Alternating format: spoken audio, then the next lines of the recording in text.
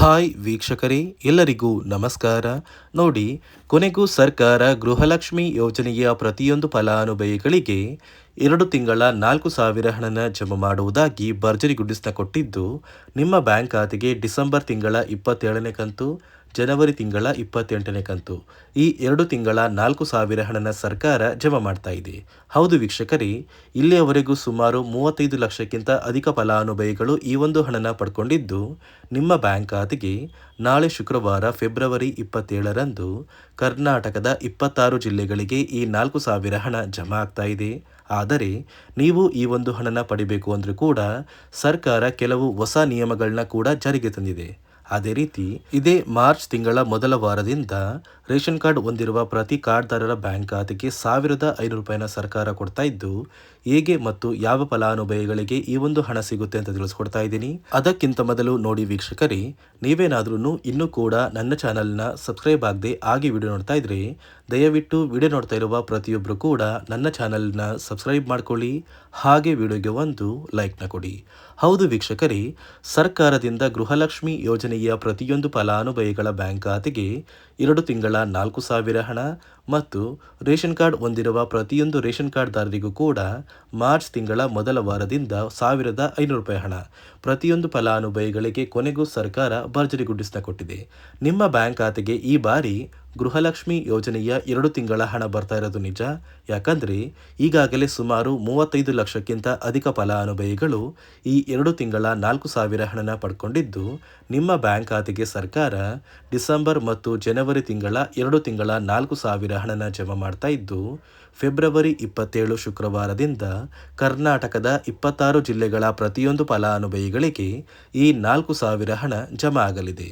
ಅದೇ ರೀತಿ ration card ಹೊಂದಿರುವ ಪ್ರತಿಯೊಂದು ಕಾರ್ಡ್ದಾರರ ಒಂದು ಬ್ಯಾಂಕ್ ಖಾತೆಗೂ ಕೂಡ ಮಾರ್ಚ್ ತಿಂಗಳ ಮೊದಲ ವಾರದಿಂದ 1,500 ರೂಪಾಯಿ ಹಣನ ನಿಮ್ಮ ಒಂದು ರೇಷನ್ ಕಾರ್ಡ್ಗೆ ಸರ್ಕಾರ ಕೊಡುವುದಾಗಿ ಪ್ರತಿಯೊಂದು ಫಲಾನುಭವಿಗಳಿಗೆ ಒಂದು ಗುಡ್ ನ್ಯೂಸ್ನ ಕೊಟ್ಟಿದ್ದು, ನಿಮ್ಮ ಒಂದು ಕಾರ್ಡಿಗೆ ಹೇಗೆ 1,500 ರೂಪಾಯಿ ಬರುತ್ತೆ ಅಂತ ನೀವು ಕೇಳ್ಬೋದು.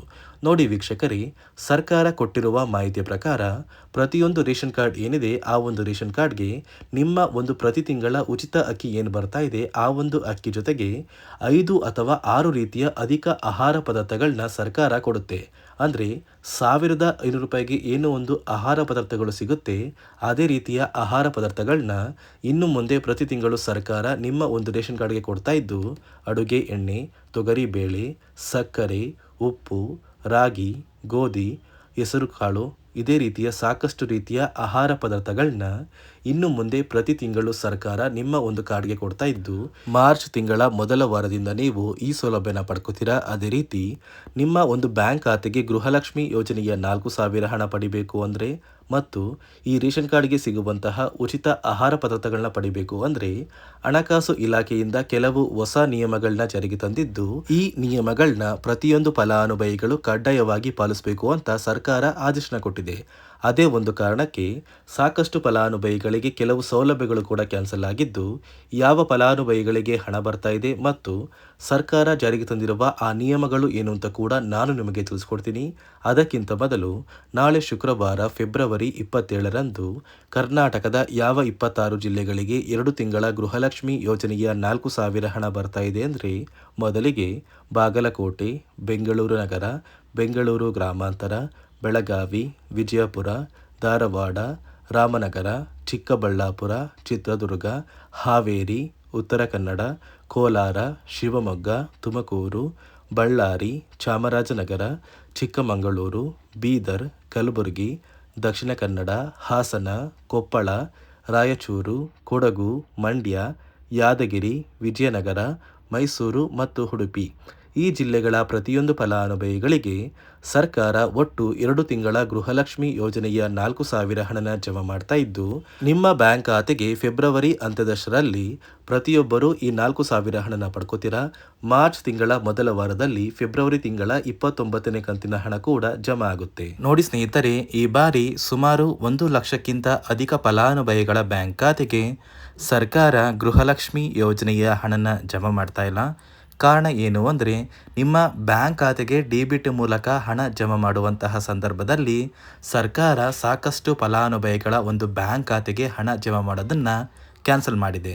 ಯಾಕಂದರೆ ಇತ್ತೀಚೆಗೆ ಹಣಕಾಸು ಇಲಾಖೆ ಜಾರಿಗೆ ತಂದಿರುವ 5 ನಿಯಮಗಳ ಆಧಾರದ ಮೇಲೆ ಪ್ರತಿಯೊಂದು ಫಲಾನುಭವಿಗಳಿಗೆ ಸರ್ಕಾರ ಈ ಒಂದು ಹಣನ ಜಮಾ ಮಾಡ್ತಾ ಇದ್ದು, ಯಾರೆಲ್ಲ ಫಲಾನುಭವಿಗಳು ಈ ನಿಯಮಗಳನ್ನ ಪಾಲಿಸಿಲ್ಲ, ನಿಮ್ಮ ಬ್ಯಾಂಕ್ ಖಾತೆಗೂ ಕೂಡ ಹಣ ಜಮಾ ಆಗೋದಿಲ್ಲ. ಹಾಗಾದರೆ ಬನ್ನಿ ಸ್ನೇಹಿತರೆ, ಸರ್ಕಾರ ಜಾರಿಗೆ ತಂದಿರುವ ಆ 5 ಹೊಸ ನಿಯಮಗಳು ಏನು ಅಂತ ನಾನು ನಿಮಗೆ ತಿಳಿಸ್ಕೊಡ್ತಾ ಇದ್ದೀನಿ.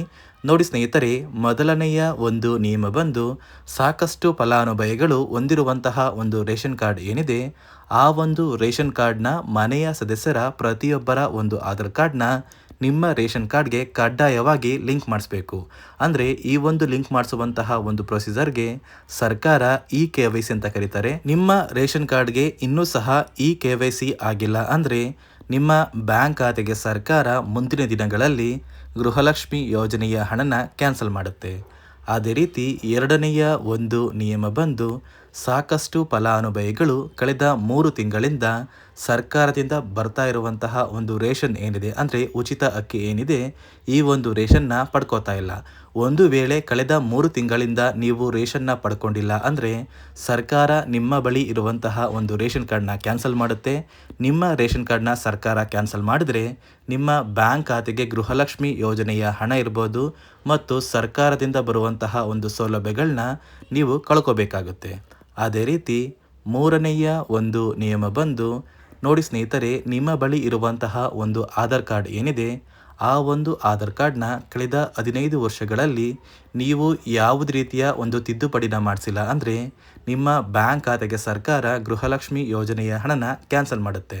ಯಾಕಂದರೆ ಸರ್ಕಾರದಿಂದ ಬಂದಿರುವಂತಹ ಒಂದು ಆದೇಶದ ಪ್ರಕಾರ ಪ್ರತಿಯೊಂದು ಫಲಾನುಭವಿಗಳು ಕಳೆದ 15 ವರ್ಷಗಳಲ್ಲಿ ಯಾವುದೇ ರೀತಿಯ ಒಂದು ತಿದ್ದುಪಡಿನ ನಿಮ್ಮ ಆಧಾರ್ ಕಾರ್ಡ್ಗೆ ನೀವು ಮಾಡಿಸಿಲ್ಲ ಅಂದರೆ ಕಡ್ಡಾಯವಾಗಿ ಆದಷ್ಟು ಬೇಗ ನಿಮ್ಮ ಆಧಾರ್ ಕಾರ್ಡ್ಗೆ ತಿದ್ದುಪಡಿನ ಮಾಡಿಸಿ. ಅದೇ ರೀತಿ ನಾಲ್ಕನೆಯ ಒಂದು ನಿಯಮ ಬಂದು, ನಿಮ್ಮ ಕುಟುಂಬದ ಒಂದು ವಾರ್ಷಿಕ ಆದಾಯ 7 ಲಕ್ಷಕ್ಕಿಂತ ಕಡಿಮೆ ಇರಬೇಕು. ಒಂದು ವೇಳೆ ನಿಮ್ಮ ಕುಟುಂಬದ ವಾರ್ಷಿಕ ಆದಾಯ 7 ಲಕ್ಷಕ್ಕಿಂತ ಜಾಸ್ತಿ ಇದ್ದರೆ ನಿಮ್ಮ ಬ್ಯಾಂಕ್ ಖಾತೆಗೆ ಸರ್ಕಾರ ಗೃಹಲಕ್ಷ್ಮಿ ಯೋಜನೆಯ ಹಣನ ಕ್ಯಾನ್ಸಲ್ ಮಾಡುತ್ತೆ. ಅದೇ ರೀತಿ ಐದನೆಯ ಒಂದು ನಿಯಮ ಬಂದು, ನಿಮ್ಮ ಕುಟುಂಬದ ಸದಸ್ಯರು ಅಥವಾ ಗೃಹಲಕ್ಷ್ಮಿ ಯೋಜನೆಯ ಫಲಾನುಭವಿಗಳು ಯಾರು ಕೂಡ ಸರ್ಕಾರಿ ನೌಕರರಾಗಿ ಕಾರ್ಯನಿರ್ವಹಿಸ್ತಾ ಇರಬಾರ್ದು.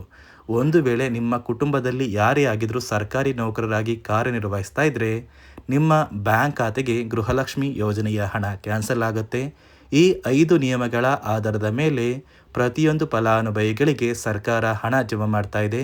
ಒಂದು ವೇಳೆ ನೀವು ಈ 5 ನಿಯಮಗಳನ್ನ ಪಾಲಿಸಿಲ್ಲ ಅಂದರೆ ನೀವು ಕೂಡ ಗೃಹಲಕ್ಷ್ಮಿ ಯೋಜನೆಯ ಹಣದಿಂದ ವಂಚಿತರಾಗಬೇಕಾಗುತ್ತೆ. ನೋಡಿ ವೀಕ್ಷಕರೇ, ಕೊನೆಗೂ ಸರ್ಕಾರದಿಂದ ನಿಮ್ಮ ಬ್ಯಾಂಕ್ ಖಾತೆಗೆ ನಾಳೆ ಶುಕ್ರವಾರ ಫೆಬ್ರವರಿ 27ರಂದು 26 ಜಿಲ್ಲೆಗಳ ಪ್ರತಿ ಫಲಾನುಭವಿಗಳಿಗೆ 2 ತಿಂಗಳ ಗೃಹಲಕ್ಷ್ಮಿ ಯೋಜನೆಯ 4,000 ಹಣನ ಸರ್ಕಾರ ಜಮಾ ಮಾಡ್ತಾ ಇದೆ.